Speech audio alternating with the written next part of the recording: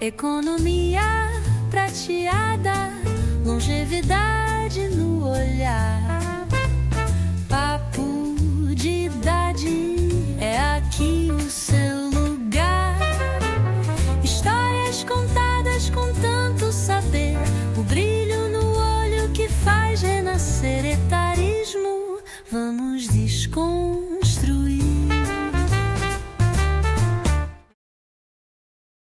Papo de idade de hoje é com meu querido amigo Márcio Carneiro.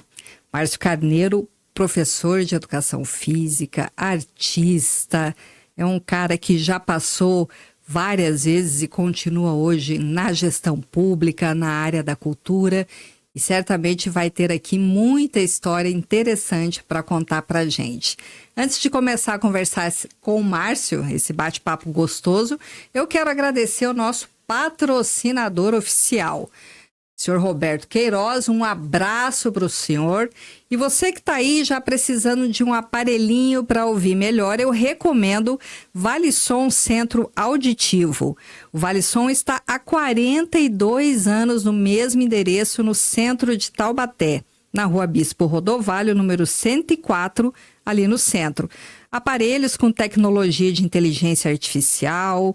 E, olha, o seu Roberto faz avaliação gratuita, assistência técnica permanente, um preço super justo, ajustado ao seu bolso e um pagamento facilitado. Então, se você precisa de um aparelho auditivo, eu recomendo o nosso parceiraço Valisson Centro Auditivo.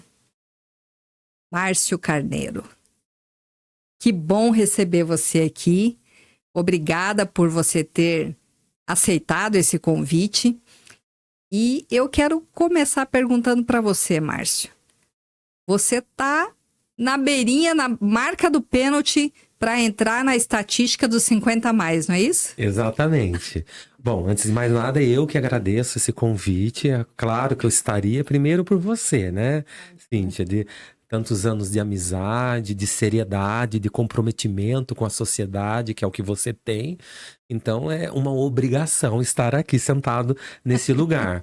E agradecer realmente por você estar fazendo esse trabalho tão importante para a sociedade, que é prestar esse serviço à comunidade, principalmente aos idosos, né? Eu entrando aí nos 50 a mais, que daqui a 2 meses eu estou entrando nesse cinquentão.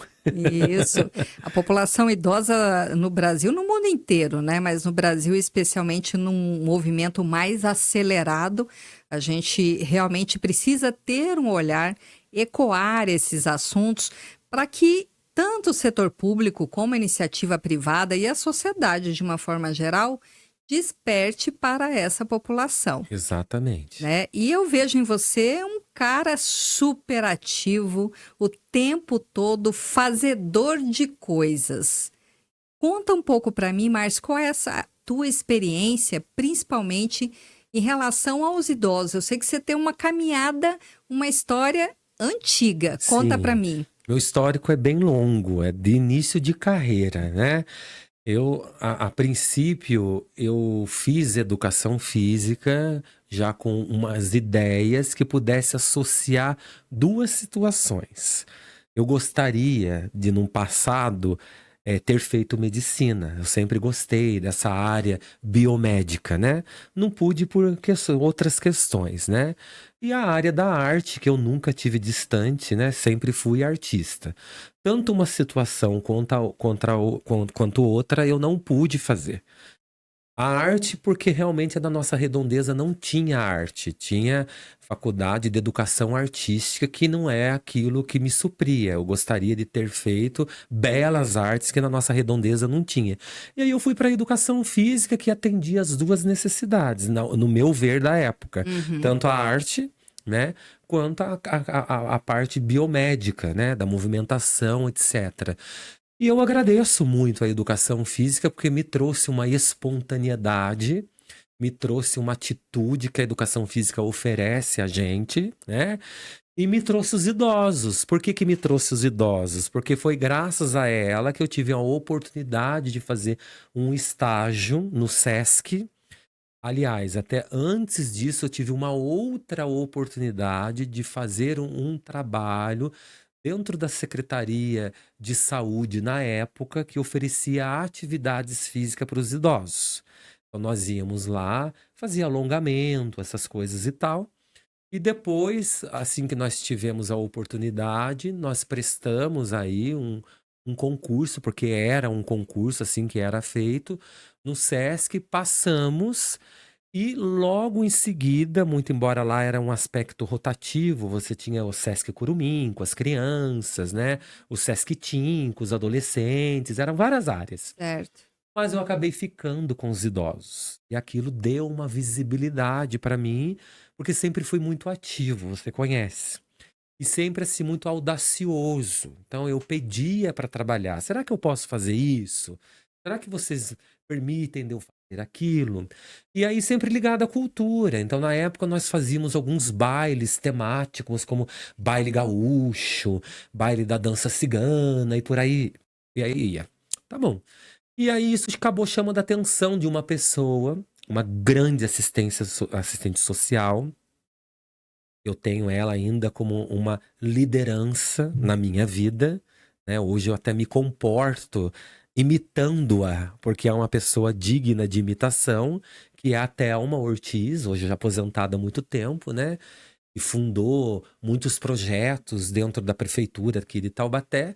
E um dos projetos que ela é a criadora, né, é o projeto Conviver, que hoje trabalha com os idosos, né? E na época tinha o quê? Menos de um ano que ela havia fundado esse projeto.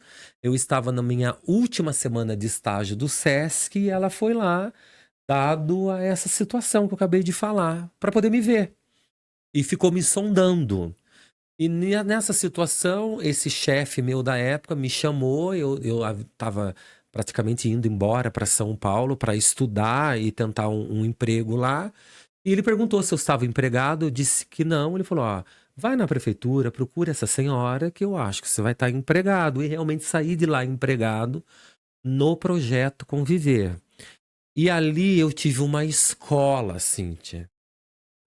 Nós tínhamos naquela época, hoje muito mais, mas eu estou falando daquela época, né? Naquela época era mais ou menos que ano? Então, você veja bem, eu estou com 50 anos, nessa época eu estava com 20, então há 30 anos atrás. Então, há 30 anos atrás, nós tínhamos 1.280 idosos cadastrados. Desses 1.000, não existia centro de convivência de idosos. Como que era feito esse projeto? Esse projeto era realizado em salões paroquiais de igrejas, tanto evangélicas quanto católicas. Então, nós prestávamos esse serviço nesses salões. Aham. Assistentes sociais iam lá com seus trabalhos, alguns médicos, inclusive, principalmente oftalmo, né? Isso era na época, e os professores de educação física, que daí entrava minha persona, né? Para poder fazer atividade física. Mas, como eu sempre tive a cultura e o artista muito apurado, eu acabei querendo inventar uma situação. E existia um plano do governo estadual, que era o famoso JORE, Sim, Jogos Regionais do Idoso, sim. né? E o governante, na época, a sua esposa, gostava muito de idosos. E ela criou uma situação lá voltada às práticas de dança. E até então, né, os primeiros anos era só o esporte em si. Onde eu entrei como coreógrafo. E aí nós levamos o nome de Taubaté em situações muito bacanas. Mas aí que está a situação. Há 30 anos atrás, de 30 anos para cá, essa situação do idoso se transformou muito. Eram ativos, mas não tanto quanto somos hoje. E aí nós tivemos, graças a Deus, uma participação e uma contribuição muito importante nessa transformação. Então, esse projeto, nós tivemos que modelar ele, porque até então, nós íamos uma vez por semana nesses salões para fazer um trabalho mais voltado, muito embora não fosse a nossa formação, de fisioterapia. De bolinha, você tá Entendi. entendendo? De Uhum. pegar compressas de água quente. E Hum. quando eu vim, eu olhei e falei, peraí um pouquinho. Realmente, o corpo tem o envelhecimento, mas a mente não tem. E se nós trabalharmos com a mente? Aí eu tive, naquela época, e a Thelma comprava essas ideias enlouquecidas de como eu estava também, modéstia à parte, eu era o aluno queridinho, porque muito CDF, Ah, demais da conta. sim. Então eu pedi uma oportunidade, porque eu tinha acabado de me formar, né? E era o queridinho dos meus professores, que até hoje são nossos grandes amigos, Sim. de usar a Universidade de Taubaté, porque nós não tínhamos instrumentos como tem hoje, grandes academias, não tinha. Uhum. Usar a Universidade de Taubaté para trabalhar com os idosos com musculação, para que o músculo deles se sustentasse para fazer as loucuras coreográficas da dança, para nós tentarmos levar títulos para Taubaté. E Entendi. nós fizemos grandes loucuras culturais com esses idosos, a ponto de chamar a atenção dos homens. Por quê? Porque na época, Cíntia, eram grupos tanto dentro de uma religião quanto da outra, tá? Para fazer essa migração de trabalho social, que assim que começou, com as idosas, porque eram mulheres, né? Sempre Existia as mulheres, sempre. né? Como que a Thelma pensou isso há 30 e poucos anos atrás, né? De pegar esses grupos de mães que já existiam estabelecidos nesses processos religiosos e migrar para o projeto dos 50 a mais. Você entendeu? Entendi. Então, grupos de mães que se transformaram em 50 a mais e depois virou o projeto de 60 a mais. Aí já não eram mais as mães, eram as avós. Exatamente, foi assim, Aham. entendeu? Então foi um processo que demorou para ser construído até chegar onde hoje a gente vê esses centros modernizados, etc e tal. Então eu tive a sorte e a felicidade de hoje as pessoas falam, né? Assim como você fez a abertura, eu agradeço. Nossa, Márcio, que dinâmico, o Márcio é muito dinâmico, graças a Deus eu ouço muito isso, mas do fundo do meu coração, eu posso dizer assim, sem, sem tutibear, como diz o caipira, de dizer que eu aprendi com as pessoas idosas, no sentido de muitas vezes ver algumas que estavam quase desistindo e de receber uma guinada na vida e falar: opa, pera. Não, peraí, eu estou vivo. A minha mente está ativa. E aí eu fui coletando essas histórias lá na minha juventude, e eu acho que hoje faz parte do meu DNA cerebral, então acho que é por isso que eu não paro, você tá entendendo? A resposta longa que eu dei para você. Não, a resposta que você teve ao longo de todo esse tempo dos idosos com quem você trabalhou Sim, te mostraram o quão maravilhoso é você estar fazendo alguma coisa. foi porque eu digo que foi uma pesquisa de campo a minha vida, não é? Uma Exato. pesquisa de campo o tempo todo. Eu fui com elas porque como eu entrei na faculdade aos 17 anos, aos 20 eu já estava formado. Mas eu sempre as tratei como um grande profissional. Aham. Sempre. E nós íamos viajar e ficar 5, 6, 7 dias fora. E muitas vezes dormíamos em alojamento, né? Que era a escola. Aham. Então, durante um período, eu era o menininho, muito embora profissional, mas eu era o menininho das idosas, que no Uhum. momento que estava numa quadra ou numa sala, não mexesse comigo. Isso sempre, até hoje. Até hoje. É que você não me viu dar aula ainda. Não. Eu sou outra pessoa.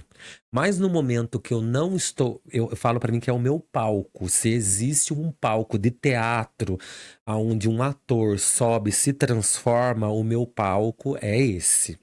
Entendeu? É outra pessoa. Né? Não coloca isso aqui na minha boca, é outra pessoa, né? Mas quando eu descia dali e eu tirava a roupagem de professor, era o menininho que elas tinham que cuidar. Então, elas faziam, tinha um alojamento feminino, óbvio, e o alojamento masculino, na qual sempre fui extremamente cuidadoso e um leão na defesa dessa situação. Mas, uma vírgula bem grande aqui. O menininho das idosas tinha que estar protegidinho pelas idosas. Então sempre tinha a caminha do menininho ali nas alojamento idosas, feminino. no alojamento feminino com comidinha. E aí chegava... Leitinho achocolatado. Exatamente, que ia lá, fosse aonde fosse, no alojamento, pedir para esquentar o leitinho. Então, esse cuidado de avó daquele instante e aquele cuidado de, entre aspas, o psicólogo, porque daí era uma pessoa à parte da família, onde elas confiavam, porque... de certa forma, era uma pessoa que acreditava nela enquanto uma sociedade desacreditava. Então, isso foi me esculpindo. Eu sempre falava algumas situações assim, gente, não se deixem abater pela idade. Eu vou dar um exemplo da professora Majô que me veio na mente, se você me permite. Claro. Professora Majô, um beijo para ela, depois eu vou mandar para ela essa entrevista. Extremamente inteligente, professora aposentada de língua portuguesa, que na época era língua portuguesa, né? Uma pessoa que escreve maravilhosamente bem, um português coloquial absurdo até hoje. Foi contratada pelo governo, não me lembro qual governo agora, mas enfim, foi contratada para escrever e para trabalhar no projeto, com um projeto que de alfabetização e outro projeto que trabalhasse a mente. Bom, eu fiquei um período afastado desse projeto e depois eu retornei. Quando eu retornei, a professora Majô estava lá de bengalas, uma negra belíssima. E quando eu retornei, o jore estava para acontecer na boca do gol. Ou seja, eu não teria tempo para montar uma coreografia que pudesse ser apresentável. Certo. Eu já estava com uma coreografia pronta que eu havia trabalhado numa outra instituição. Então eu vou convidar as minhas velhinhas, carinhosamente falando, e vou trazer para cá. E aí eu complemento com algumas idosas daqui do projeto. Mas eu queria fazer uma coreografia chamada Carmen, que é aquela coreografia maravilhosa espanhola, com leque, etc. e tal, famosíssima. Mas eu não tinha a Carmen. E quando eu vi aquela negra belíssima, que tinha uma postura que mais parecia uma garça sentada, eu falei, acho que eu achei a Carmen. Mas fiquei quieto comigo. Ela escrevia numa postura ali de uma bailarina clássica. Mas quando ela levantou com uma muleta. E aí eu percebi algumas coisas que não condiziam com a situação. Bom, resumindo a história, eu percebi que aquilo era muito mais psicológico, e eu tenho essa condição de falar, eu sei que eu tenho essa autorização de falar, do que qualquer outra coisa. E aí eu cheguei e falei para ela, eu queria que você participasse da minha coreografia. Ela falou, você tá louco, menino, olha, eu tô usando bengala. E eu sei que eu falei, não, eu gostaria que, e assim, se possível fosse... você fosse a principal, mas como? Eu falei, confia em mim. Então nós começamos a trabalhar esse aspecto psicológico, né? Com todo respeito aos psicólogos que eu não sou, né? Mas terapêutico a gente, né, tem essa condição. E a gente foi retirando essa bengala. Aí quando foi um dia eu falei, Majô, você me dá licença de ter uma conversa muito boa com você? É boa mesmo minha conversa, é boa. Ah, é. eu gostaria de estar oferecendo uma situação para você. Qual que seria? Eu falei, aí eu peguei a bengala dela, falei, eu queria trocar uma bengala pela outra. Como assim? Eu falei, isso daqui é uma bengala psicológica. A gente notou. Vamos trocar essa bengala pela bengala da dança? E ela se tornou. Ficou emocionado, se desculpa. História bonita. A maior dançarina do estado. Sabe por que eu fiquei emocionado? Porque veio na minha mente, nós entrando em Ubatuba. Ela que não estava andando. Nós tínhamos mais ou menos umas 3.000 pessoas ali. E eu fico emocionado pela pessoa. De superação. E todo mundo levantando. Depois de 1 ano, ela ficou tão famosa. As pessoas entrando e falando: Maju, Maju, Maju, Maju. Você tá entendendo? Então, Sim. isso é a essência de ser um idoso. Isso é a essência. Depois ela foi rainha do Egito, ela foi... E está aí até hoje. Hoje você entra nas redes sociais dela, ela colocou ali no coronavírus a celular dela, né? A Ed tá aqui, ela sabe. E manda pra gente, a ponto até da gente, sabe? Falar, ai meu Deus, olha a Majô, né? Dançando o tempo todo. Ou seja, ela realmente trocou Trocou uma a muleta bengala. boa, bengala boa. E aí, quando eu vi aquela situação e a família e os filhos assim, e hoje eu vejo os netos dela tendo ela como referência, entendeu, Cintia? Como referência. A hora que ela não estiver mais fisicamente aqui, o que ela deixou para os netos, não que ela não contribuiu antes, mas depois, ela, Majô já estava com o quê? Na época, uns 60 e poucos anos. Deus. Entendeu? E assim nós temos história maravilhosa de superação extrema. Entendeu? Veio na minha cabeça agora. Então, eu vendo aquelas pessoas assim, levantando, pessoas de todas as cidades do estado, falando o nome dela. Aí eu olhava e falava, meu Deus, aquela mulher que estava com muletas. Então, o poder do ser humano, entendeu? O poder de fazer, o poder de estar ativo e de deixar legado, não importa se você tem 50, 60, 70, 80, é estar em movimentação. É isso. História maravilhosa, inspiradora. Inspiradora. É uma pessoa É, que dá para você trazer aqui, viu?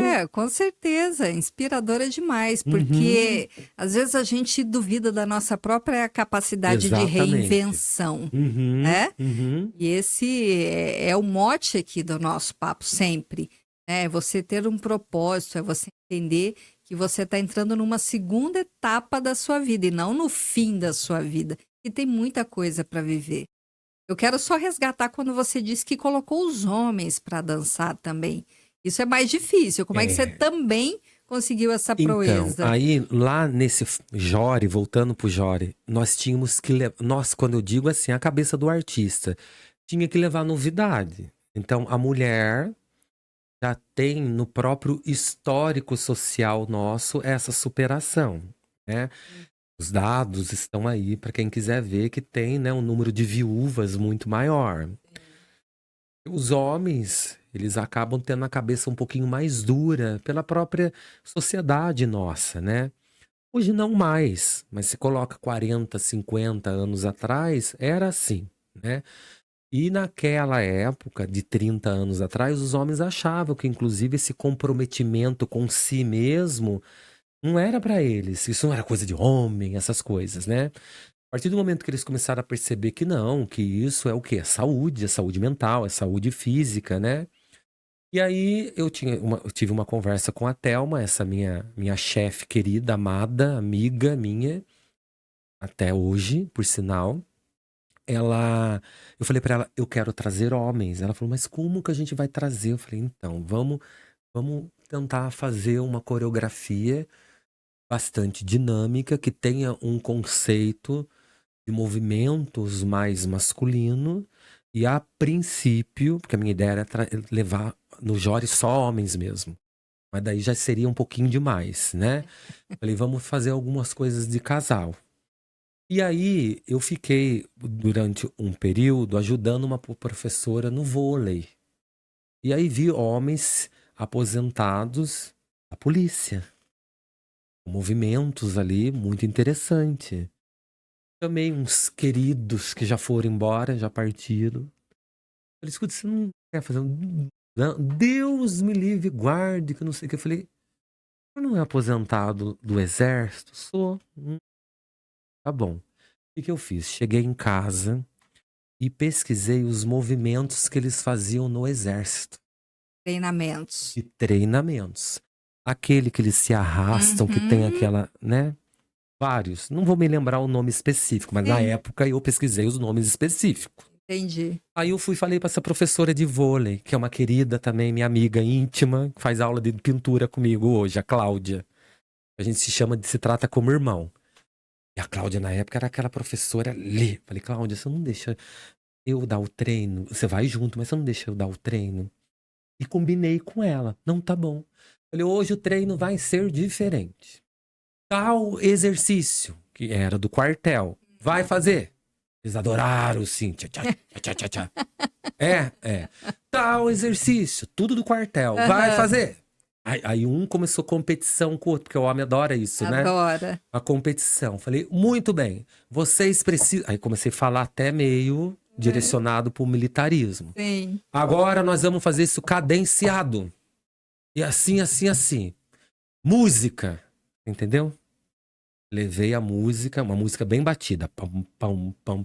Vai, pam, pam, pam. Aí eles fizeram. Falei, e aí, suaram. Gostou? Gostou. Pois então, o que vocês acabaram de fazer é a próxima coreografia que vocês vão dançar no Jori comigo.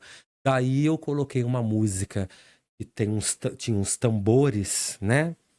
Chamado Exaltação à África. Majô era a rainha. E eram uns tambores fortes que eles tinham que bater, arrastava no chão, pendurar. Aí nós trabalhamos o circo com eles. Eles pendurava a majô aqui, era uma coisa de louco. Daí eles olharam, é isso? Falei, vocês acham que eu ia fazer o quê com vocês nessa idade? Colocar sapatilha. Exato, você acha? Não, vocês topam, gente, vão por Taubaté.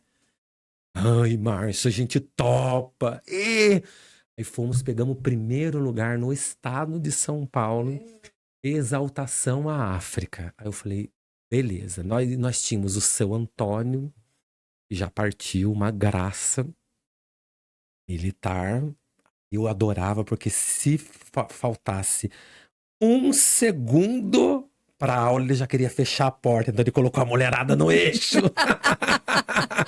E assim nós ficamos junto com essa equipe. Foram uns 8 anos. Com esses homens, fizemos uma tarantela belíssima. Nos apresentamos em Quiririm. O seu Antônio com o seu Orlando. O seu Orlando ainda vive, com a graça de Deus. Nós fomos no salão de ginástica olímpica daqui da Universidade de Taubaté. O seu Orlando estava com 76 anos na época, só para você ter uma noção, e dava mortal. O quê? Nós fizemos um acolchoado que eram uvas, mas que de uva não tinha nada, era tarantela, né? Era o acolchoado. Pra ele dar o mortal e cair em cima dessas, entendeu? Uvas. Adaptado para eles, mas ninguém percebia nada. Então a gente levou até a proposta de circo para os idosos, né? E aí eles viram a seriedade, o comprometimento, viram o tônus muscular sendo desenvolvido, a diabetes abaixando, né? E toda a situação da distração, e ficaram com a gente todo esse tempo. E esse conjunto, né, está aí funcionando até hoje, graças a Deus. E aí, nisso tudo, a tristeza vai embora, a depressão Não vai existe. embora, né? O isolamento social vai embora. Existe uma uma nova oportunidade de conexões. Você está falando aí de amigos que ficaram para sempre, né? Para sempre, para sempre. Levando o lado pessoal, né? Para o meu lado pessoal, a grande festa do nascimento da minha filha foi comemorado com eles, por exemplo, né? E eu que tenho um ouvido bastante desenvolvido, eu ouvia o barulho do carro deles chegando na minha casa com bolo, com salgadinho, para comemorar essas situações, essas vitórias da minha vida, né? E claro, era motivo de festa para eles, né? E aí nós conseguimos conquistar muitas coisas, né? Não só a dança foi o que eu tive a oportunidade, porque era o meu compromisso. Mas natação, a dança de salão, né? A penha maravilhosa, nós dávamos alguns pitacos aí na dança de salão.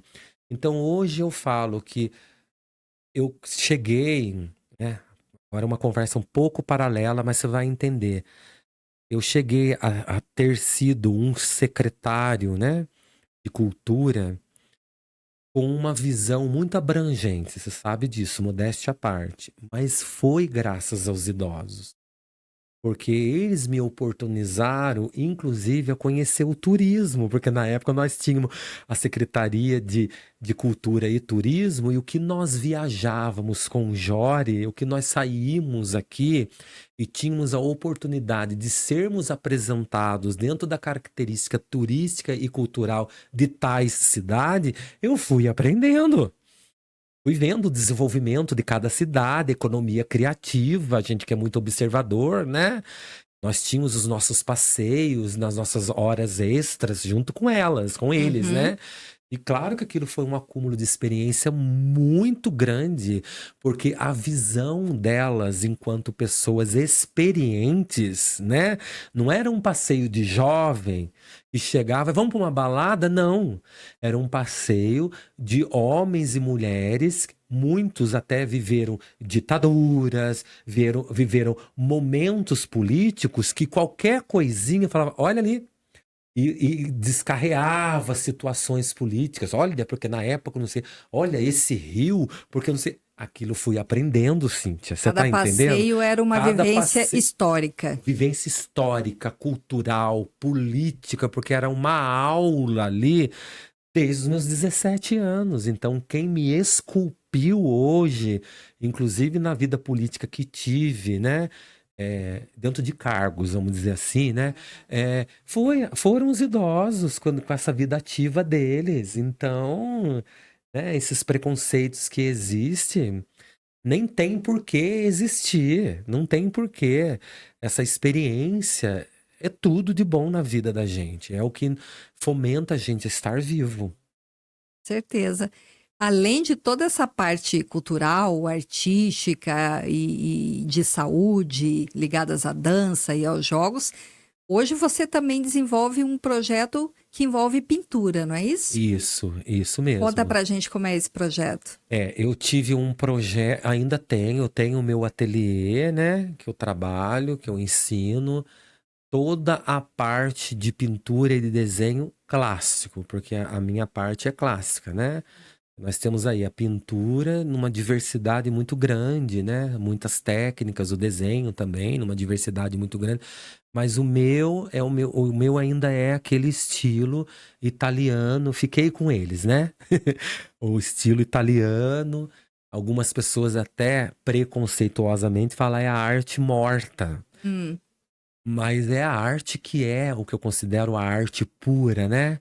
Eu carinhosamente chamo de Leléu, né? Que é o Leonardo da Vinci, o Michelangelo. Essa turminha toda que nos ensina mesmo a magia, né? Da arte em si. Enfim, O verdadeiro belo, o né? verdadeiro belo. Não é jogar um balde de tinta Isso, numa tela branca e todo mundo de você aplaudir. estudar a cor, de estudar anatomia, planimetria, né? O desenvolvimento da tonalidade é muito trabalhoso, mas é o que eu gosto e o que eu desenvolvo. E dentro desse quadrante, eu tenho cores que curam, que é específico para o idoso de preferência que não tenha tido contato nenhum com arte. Uma das minhas formações, não é curso de final de semana que eu fiz, formação muito dura, por sinal, de 2 anos intensos, é a programação neurolinguística. E a programação neurolinguística nos dá muitas ferramentas, alguns falam terapêuticas, né? Mas enfim, eu já digo ferramentas de comunicação mesmo, de você estar entendendo o outro como um processo educativo de como é que esse outro vai aprender. Uhum. Então, existem situações de técnicas de aprendizado acelerado.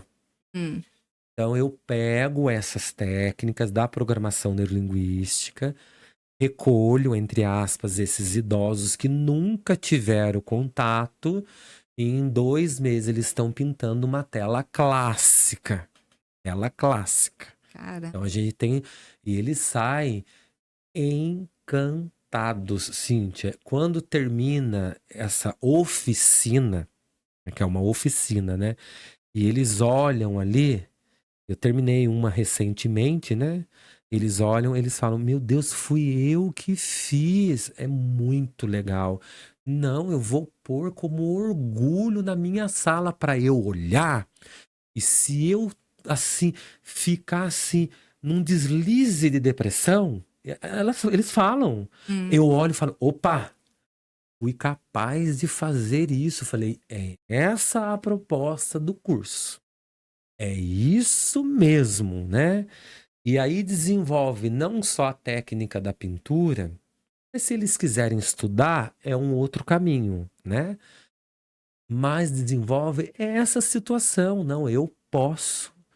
Eu tenho outras possibilidades de aprender outras coisas. Aí teve uma lá, a Inês, maravilhosa. Falou, nunca que eu imaginei que nessa altura dessa idade eu ia conseguir fazer isso. Falei, por quê? O que é que te levou a pensar dessa forma? as Não nossas sei. crenças limitantes. Isso. Falei, os outros? Acho que é. Falei, então acabou. Esse quadro representa o seu interior. Você. Não foi o outro que veio pintar aqui para você. Então desenvolve muita situação. E é um projeto que eu quero que num futuro próximo, né, crie um corpo maior, desenvolva novos conceitos de possibilidade, porque se serviu para o idoso, né, pode servir para outras pessoas também. Mas no idoso, em específico, é muito interessante. Quando eles chegam, eles já chegam assim. Eu vim por curiosidade, porque eu tenho certeza que eu não vou conseguir. Eu falei, gozado, eu só estou aqui porque eu tenho certeza que você vai se surpreender com você mesmo, senão eu não estaria aqui. E aí a gente desenvolve esse curso dando muitas risadas, né? Imagina. É muito legal, falando assim, de maneira muito respeitosa, né? Mas falando muitas piadas para ficar um negócio solto, leve. Quando elas vêm, elas estão executando o trabalho. É bem legal, viu? Nossa, Uma hora eu vou te convidar para você então, presenciar. eu tô aqui me colocando na mesma situação de que eu jamais daria conta de pintar nenhuma maçã. Não, você vai pintar uma paisagem até a folhinha. Porque naquela prova lá, quando a gente tem 3 anos de massinha, eu reprovei. Não consegui fazer nenhuma bolinha com... Na verdade, mas sabe o que é? Infelizmente, Cíntia, nós somos condicionados, muitas vezes, a ser reprovados, somos condicionados a nos achar feios, somos condicionados a nos achar incapazes, nós somos condicionados. E a programação neurolinguística é uma técnica que vem e Destrava isso. e ela só condiciona. Ela só condiciona.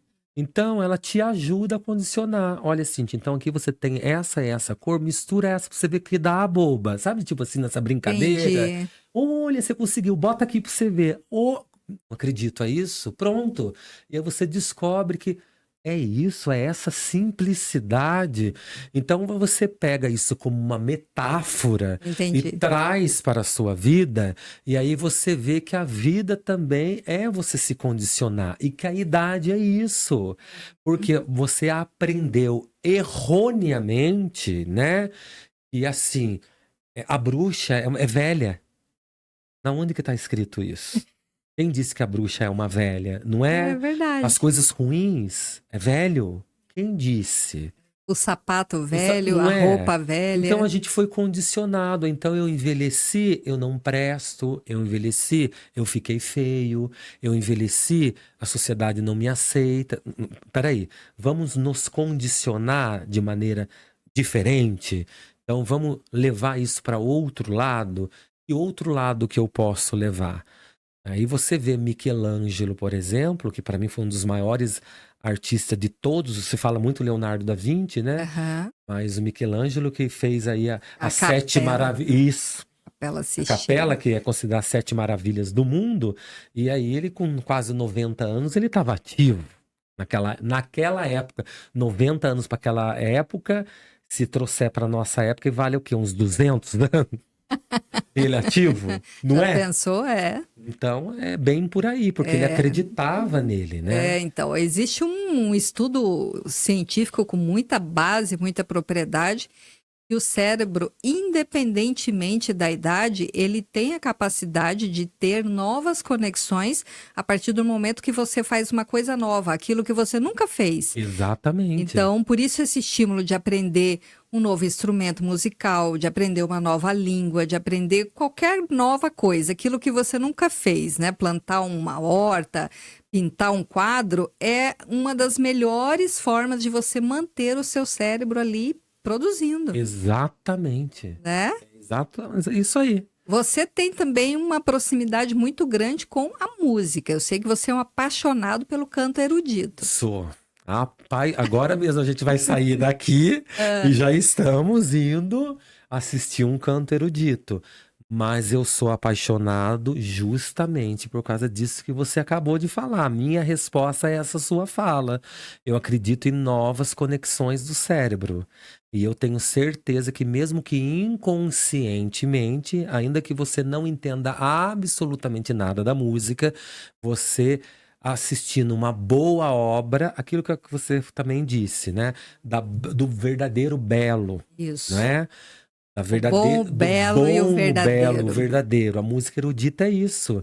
Então, aquele som, ele vai reverberar dentro do seu cérebro da maneira certa, com muito respeito que a gente tem aos artistas, mas eu não vou colocar um ruído dentro da minha cabeça e chamar de música. Me desculpa, não é? Não Perfeito. vamos ficar falando aí, Não, né? não, não. Mas todo mundo já Já entendeu. entendeu.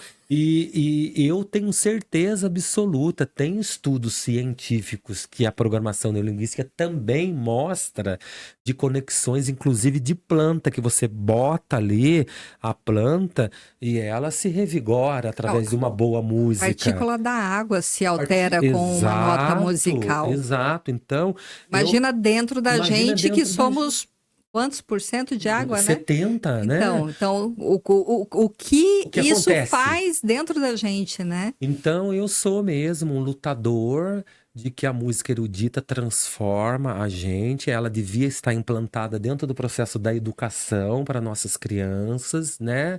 E aí talvez as nossas crianças não buscassem ruídos aí fora, e aí acho que o cérebro teria novas conexões e a gente conseguisse, de certa forma, alguns cidadãos um pouco mais inteligentes, né? Eu penso dessa forma. Dentro hoje, você como um diretor do setor de cultura, né? Você está na pasta da Secretaria de Cultura hoje de Taubaté, Uhum. onde você vê que a gente possa, mesmo com poucos recursos, com poucos braços, o que falta para isso realmente entrar na cabeça, entrar na sociedade, fazer uma mudança? Até onde o nosso braço alcança para que a gente possa promover essa boa cultura. E a cultura que inclua todo mundo, inclusive a pessoa idosa. Exatamente. Eu acredito que a cultura, ela tem que tomar uma proporção do público mesmo. Em que sentido? Tomar a proporção das praças. Por quê? Hoje vai ter um concerto ali na Fego Camargo, mas no quintal da Fego Camargo, no recreio da Fego Camargo. Para quem não é de Taubaté, Fego Camargo é uma escola municipal Isso, de isso. artes, né? E ela tem esse espaço de várias manifestações Modalidades. artísticas, Isso. né? E aí, dos seus professores vão fazer essa apresentação musical ali no quintal, vamos dizer assim, aberto à população. Eu achei extraordinário, tanto que estarei presente.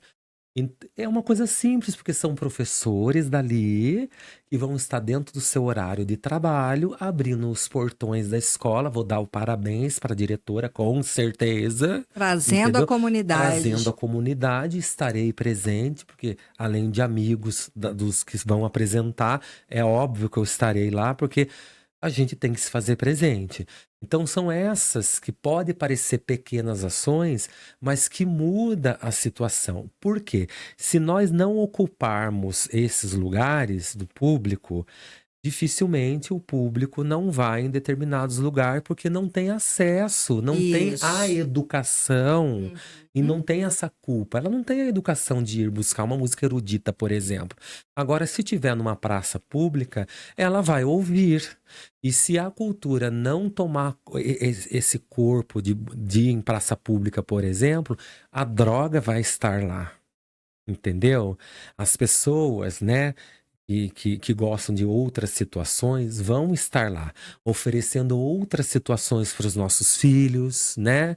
E até para os nossos idosos, por que não? Sim, sim. Né? Que muitos deles saem aí aposentados, sem saber o que vai fazer da vida, fica fragilizado psicologicamente falando. Se a cultura não tiver presente nesses lugares, o bandido vai estar. Isso. Aonde existe cultura, não existe bandidagem. Pode ter certeza absoluta. Então, eu sou um lutador. Na época que nós somos secretário, colocamos ópera para tocar até no mercado municipal, né? Eu me lembro disso. Você se lembra Me disso? lembro, me lembro. Então a pessoa estava comendo o seu pastel da feira. Ai, não é lugar disso. Tá. Eu concordo que determinadas orquestras precisam de estrutura para tocar, mas um violino com uma voz não custa colocar ali e a pessoa está comendo pastel, ela até pode se irritar momentaneamente porque não está acostumado com aquela sonoridade. Mas a partir do momento que o cérebro entender, eu duvido se ela vai se incomodar, entendeu? Com uma música que faz tão bem, entendeu? Para o Sim. seu cérebro, que aborda tantas conexões como é a música erudita. E assim eu digo para todas as artes. No dia 15 de novembro até dia 11 de dezembro, eu vou estar fazendo uma exposição depois de 10 anos praticamente sem expor. Mas eu vou estar fazendo uma exposição no shopping aqui da nossa cidade. Mas lá tem um lugar específico para essa exposição, tem salas fechadas, mas eu tratei com o pessoal de lá e nós vamos expor no corredor, sim. E eu pedi para que eles pudessem me liberar o corredor da onde a gente sobe para a praça de alimentação. Ah, mas as pessoas vão tropeçar na obra de arte, mas é isso mesmo que a gente quer que aconteça. A pessoa vai comer e ver uma obra de arte. Porque se tiver ali na galeria, os artistas vão, as pessoas que usufruem da arte vão, mas a população mesmo acaba não vendo. E aí ela não é educada para tal. Isso. No corredor, ela é educada para tal, que daí numa próxima fala, nossa, aí sim eu vou na galeria. Então você tem que educar o povo dessa maneira. Levar a cultura e a arte para eles, para que um dia eles possam ser consumidores de cultura. Entendeu? Exatamente. É assim que eu costumo pensar. E a Então, mesma coisa. abrir portões, levar a arte e a cultura onde esse público está. Exatamente. Agora nós temos o mês da consciência negra que o Brasil inteiro, no dia 20, comemora. Então, muito bem. Lá na cultura, né? A gente não vai passar longe disso, porque faz parte de um processo de calendário anual do federal, né? O que nós vamos fazer? Nós cuidadosamente escolhemos situações culturais com um tema, né, que traga cultura boa, mas vai acontecer nas praças, nos museus. Nós deixamos esse calendário hoje e vocês vão ver algumas manifestações de muito bom gosto, entendeu? Nessas praças acontecendo, né? Na Vila Santo Aleixo, no museu. O museu, por exemplo, nós vamos ter uma roda de samba, tipo bem como se fosse no quintal da casa, Sei. portões abertos. Só que com uma historiadora que vai contar o que é a roda de samba. Qual que é a proposta cultural para aquilo, entendeu? Como que é, da onde nasceu. Então, a proposta educativa de mão dada com a cultura. Aí vem a proposta realmente do que a cultura faz na transformação da vida das pessoas. E nós vamos abrir a porta, as porteiras, né, ali do museu, para que as pessoas possam adentrar e fazer parte disso, né? Tomar um cafezinho, uma coisa que traga a população ali. Aham. Tenha certeza que muitas pessoas que vão participar disso nunca entraram no museu. Então, eu vou chamar de um processo de pescagem. As pessoas que vão ali pelo samba, mas que curiosamente vão dar uma entrada no museu, e a proposta também é essa, né? Sim, De estar oferecendo esse outro tipo de cultura para fantástico. outra tribos, né? Uhum. E é isso, é essa mistura que tem que acontecer. Tem que acontecer, Isso aí. porque aí você dá acesso. Com essa sua cabeça a 1.000 por hora, com todos esses projetos, eu acho que você, né, mal dorme pensando no que você tem para fazer amanhã. Aposentadoria é uma palavra que existe no seu dicionário? Olha, eu penso na aposentadoria por uma situação que eu vou Hum. falar pela primeira vez no ar. Exclusividade para o papo de idade. Exclusividade. Furo de reportagem. Isso. Eu tenho uma preocupação com a aposentadoria por causa de uma condição. Mas eu não linko a aposentadoria ao fato de eu parar. Você tá entendendo? Sim. Não. Uma coisa é uma coisa, outra coisa é outra coisa. Muito embora a gente saiba, eu vou usar um termo até errado. É um termo assim, são duas palavras. Não parece, mas são termos esclarecedor. Eu não falei isso, tô falando para você de primeira mão. Eu sou autista de 2º grau. Então isso às vezes me preocupa um pouco. Então, por causa dessa condição, então, talvez até eu tenha essa situação por causa do autismo. Porque acaba imagina se não fosse. Porque acaba me atrapalhando muito. Você não tem noção. O autismo, por incrível que pareça, me freia muito, Cíntia. Nossa, Mas muito mesmo. não é o contrário. Não Não. te acelera, Eu, te não, segura. Ele me segura. Por quê? Porque eu nunca deixei transparecer. Repito, é a primeira vez que eu tô falando isso e agradeço a você pela oportunidade. Nossa, eu que As agradeço. minhas crises são terríveis. Terríveis. E até bom porque, ó, tá sendo mais esclarecedor. É. Mas eu nunca deixei transparecer isso para ninguém. E é uma outra coisa que eu tô falando aqui no seu programa, para as pessoas não desistirem da sua vida, que nem idade e nem condição vai fazer com que você se encoste e desista de viver. Eu já tive um histórico, repito, a primeira vez que eu falo, de sair de uma Avenida do Povo num carnaval, entendeu? Sair dali, o sorriso, do jeito que eu sou, com isso que eu tô vendo, e ir direto para o hospital com crises que eu viro um pelote de carne, entendeu? E sair dali achando que dali eu fosse parar pro cemitério, mas dentro da minha cabeça não desisti de projeto nenhum. E ali, em situações terríveis, num outro momento, se quiser, até dou essa entrevista para você com o maior prazer.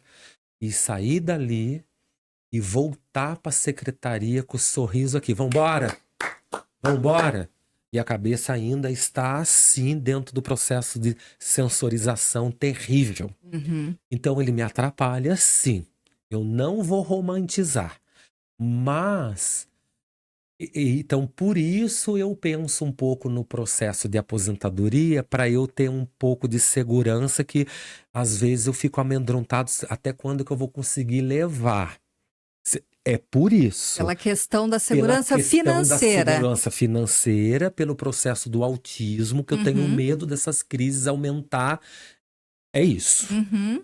É isso. Mas eu não penso em parar. Muito pelo contrário, eu converso com o Ed direto assim.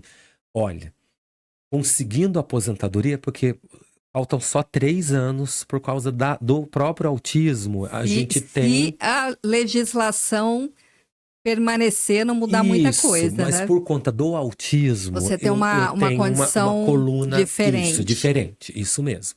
E aí, dentro do. Eu tive na advogada semana passada, inclusive, Aham. eu tenho esses 3 anos. Mas eu não penso em parar, muito Aham. pelo contrário. Essa semana mesmo eu discuti com o Ed, né? E falei pra ele: já vamos pegar as coisas de nós fazermos, né, a nossa questão do nosso ponto de cultura. E aí, assim que eu tiver um tempo da aposentadoria, vamos pôr em prática o nosso ponto de cultura, que daí sim. Então, esse daí sim, na minha cabeça, é que daí que eu vou começar.